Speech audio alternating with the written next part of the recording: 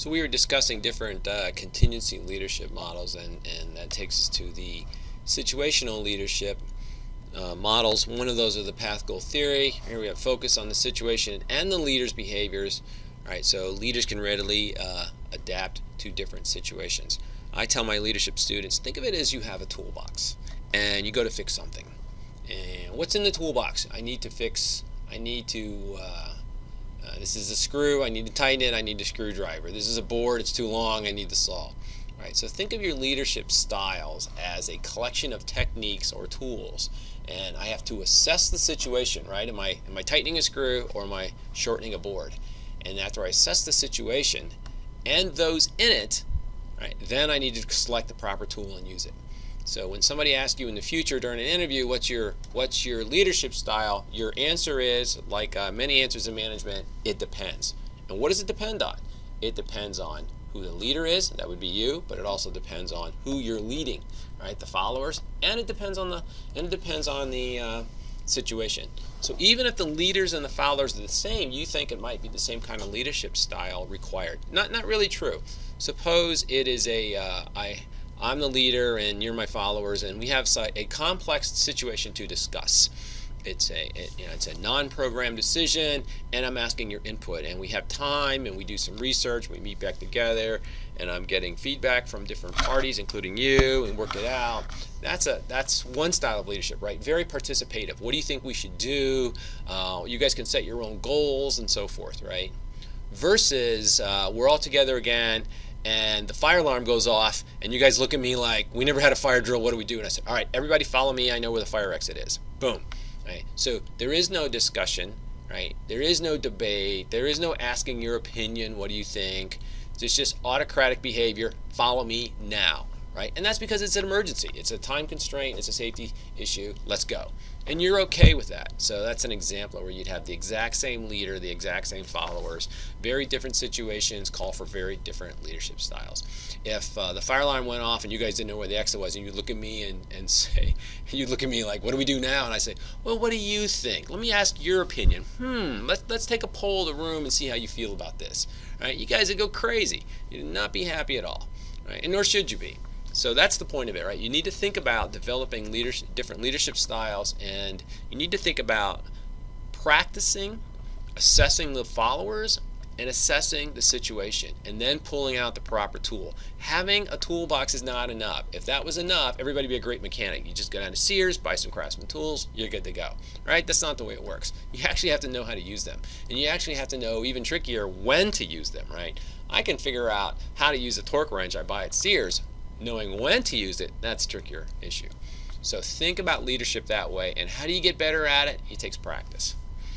So we looked at the path goal theory here, right? So it focuses on the situational leader, right? It assumes that the leader affects subordinates' performance by clarifying behaviors that will lead to desired goals. So you go back to the motivational theory, they'll explain, if you do this, here's the reward. So basically, path goal theory talks about dangling the carrot in front of the people you're trying to motivate. So you go back to the motivational theories. Also in situational leadership, we'll talk about things like a directive leader, a supportive leader, and what that comes down to is when you assess the followers, not so much the situation but the followers. If I'm at work and you're a brand new intern undergrad, I'm going to talk to you. I'm not going to be participative. I'm not asking your opinion. You just got there. You don't know anything, right? You don't know how to run the copy machine. You don't know how to log into the IT system. You know nothing, right? So my leadership style will be directive. Do this, right? Think of a new person working at a fast food restaurant, how their shift leader is going to talk to them. Here, read the order off this thing right here. Here's a picture of how to build this sandwich. This is how you do it. Boom, boom, boom. Here's all the different topics, right? So it's directive. I'm going to show you, do like this. They're not asking their opinion. They're not trying to motivate them. It's assumed because they just got there. The motivation is high, but the skill is low.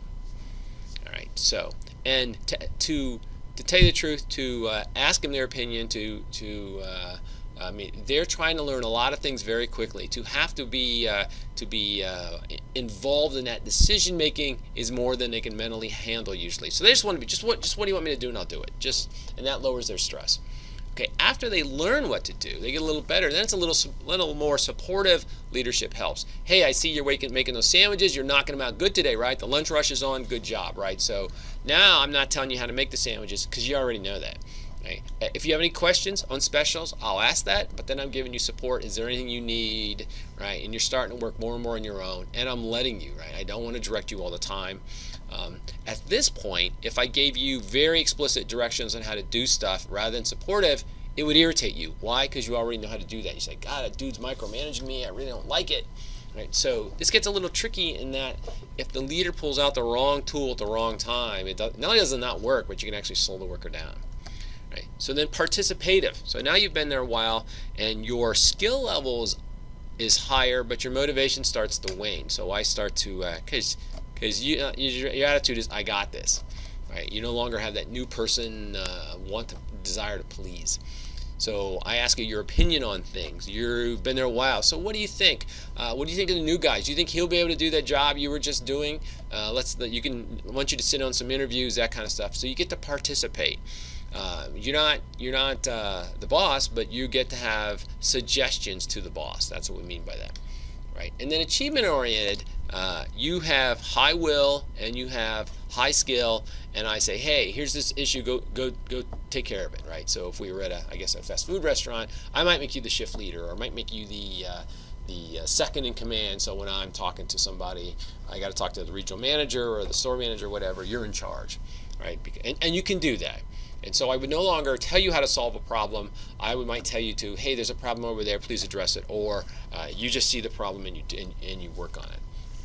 So those are very high level gains. And again, if I put the wrong leadership style onto the wrong person, it'll create problems. If I start to micromanage the very achievement oriented person, big trouble.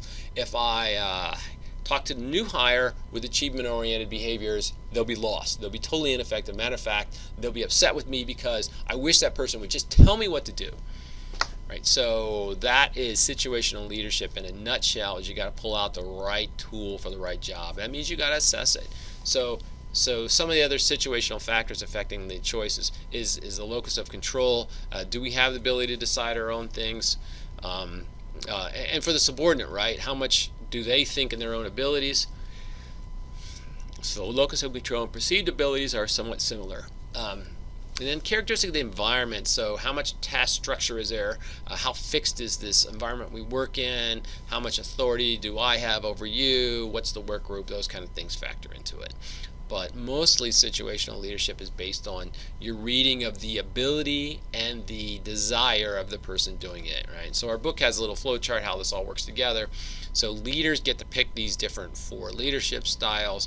We have to assess these things about the subordinate being led. We got to look at these things in the environment, and all that leads to proper picking out the correct leadership style. And you're going to get it wrong sometimes, right? That's where the self-confidence comes in. You have to learn, right, how to improve it. And it's been my personal experience that leaders, including me, will underestimate the person being led. They will be too low on this chart as opposed to too high.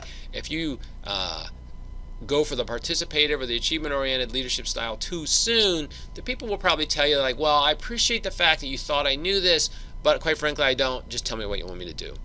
Right? They're more liable to not be stressed over that than they are over if they're high performing and you give them very micromanaged directive instructions. You're really going to irritate them, and that's not going to sit well. So if you're not sure, pick the higher level one is my advice. Although I'll caution you, that's not in the literature. They just assume you get it right, and if you get it wrong, you got to try to get it right. They don't really tell you, but it's my personal observation that when people get it wrong, they're too much here and not enough here, right? And that's certainly true for me.